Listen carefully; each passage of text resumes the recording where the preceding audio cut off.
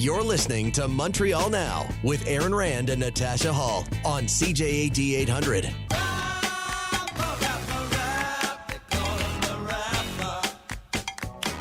That is James Mennie. He is over at the Montreal Gazette. Jim, how are you? I'm excellent. That's I'm good. even better for hearing the both of you back Yes. at work, not gallivanting about. Don't get used leaving to it. the listeners, wondering and asking us, where are they? Where have they gone?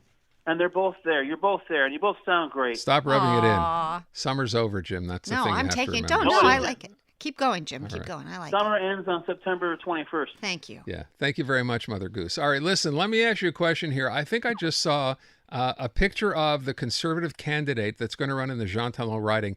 Is that Eric Duhame's grandson? Who is that? I have absolutely no idea who that is. I didn't even know they were fielding somebody. You have the advantage of me, sir. Oh, I thought All I know okay. is that we always talk about by-elections. Well, it's a snapshot. I was going to send the government a message. I love this by-election because I love professional wrestling. And sometimes in professional wrestling, because there's actually some basis in fact here. Okay. Sometimes in professional wrestling, there are rivalries, there are bouts that are so keyed up, that are so tensed up. You'll have, the two opponents come into the ring. The bell doesn't even go. The MC doesn't even have the time to announce That's right. who's fighting And who. they're already at each they're other. at each other's Yes. throats. They're pulling illegal objects out of their trunks and hitting each other over the head with folding chairs. That is exactly what's happening in Jean Talon. So it doesn't, honest to God, it doesn't matter who wins in Jean Talon, but my God, what a show. So you're describing Killer Kowalski against, I'm trying to think now, Dick the Bulldog Brower, Francois perhaps. the Brain Legault. Yeah. Did someone get, outside of the big race here is now between the PQ and the CAC, right? We've pretty much written everybody else off? Well, no, Léger's pretty well written everybody off. And given the thing hasn't been called, given that nobody really has, I was going to say, have their ducks in the row, but in fact, nobody has really fully loaded their artillery yet, okay? You can't tell which way this is going to go. Would I put my money on the Peck candidate? I give them 3-2, but I'm not entirely, it's early days, right? And who knows, the CAC is holding a presser tomorrow in the riding. They have an important announcement to make. So, I wonder, will it be more bombshells, more muckraking, more whatever? This is the kind of contest it's been. And I have a real concern at this point. If the CAC reacts to a potential threat in one riding, even though they have, they still have an 89-seat advantage in the National Assembly, if they're that touchy, and I've suggested this on air before, the numbers we're seeing publicly, and I have nothing against Léger Marketing, they're a fine firm, but the numbers that we're seeing publicly may not jive with perhaps the numbers the CAC are seeing privately, and these guys pull, when the sky changes color. So there's something interesting going on there. But man, oh man, the kicking and swearing and gouging that's going on already, and like I say, they haven't even called the election yet. Okay. It's going to get even more interesting. By the way, you should mention provincially the who's decided. When the list is who's not going to run versus who is going to run. Yeah, there's so a little I don't know concern. about this. Who's the latest Liberal who's saying that they don't want to run? And how come no one wants to be the leader of the Quebec Liberals?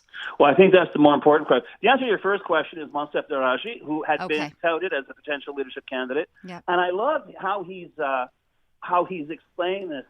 He basically says, I would be of more use to the party doing what I'm doing now than I would being caught up in a leadership race, which, quite frankly, seems a bit, two lanes towards the Twilight Zone off-ramp. Normally, what the party needs right now as a leader, I'm sure you guys are, and the Liberals are doing, just great business, although I don't hear about it on a regular basis, but I'm sure you're working really, really hard.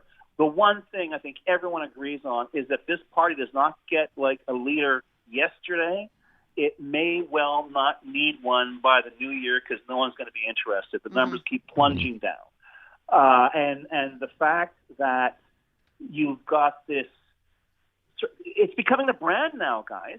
It's like they're not around. It's like they're famous for not being famous. They're on the radar for not being on the radar.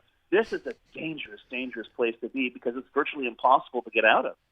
And the fact that, and let's not fool ourselves, the fact that PQ are doing well, province-wide, polling a mighty 22%, compared to the CAC's, I think it's 37 now, is only because they haven't fallen off a building or set themselves on fire. And in fact, Paul Saint-Pierre Plamondon, when he's not going over the top about the King of England, sounds relatively normal compared, say, to a guy named Francois Legault.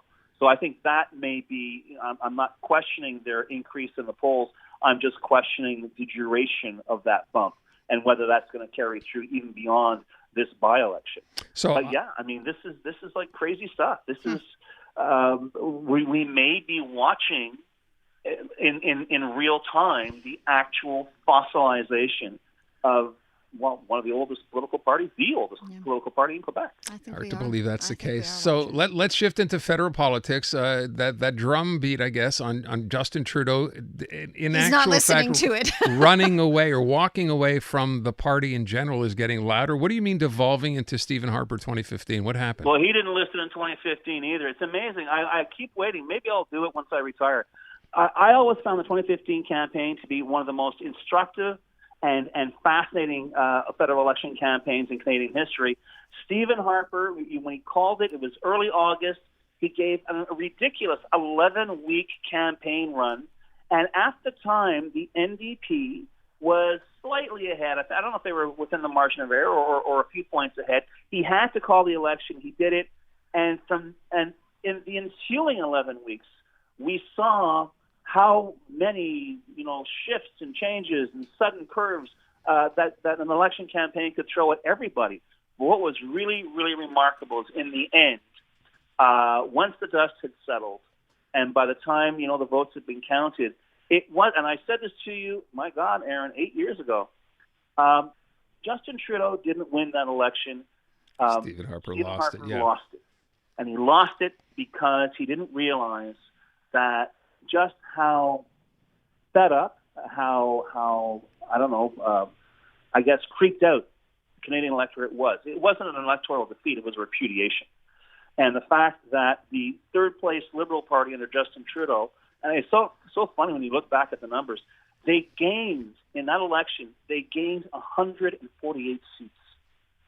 Wow. And I really don't think it was because of anything that Justin Trudeau said or did. I think it was a real kind of rejection. And I have the same feeling now. I think Justin Trudeau doesn't get it. Justin Trudeau, when he was named Liberal leader, became Liberal leader, completely, a la Stephen Harper, took complete control of the Liberal Party. He remolded it in his image. He is the boss.